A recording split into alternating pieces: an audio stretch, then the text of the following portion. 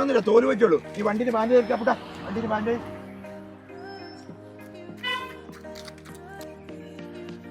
എടാ ബാൻഡേജ് ഒന്നും കെട്ടേണ്ട ആവശ്യമില്ല, ചെറിയ സ്ക്രാച്ച് ഉള്ള ക്യൂർ മിസ്റ്റിന്റെ ഈ സ്പ്രേ അടിച്ചാൽ മതി.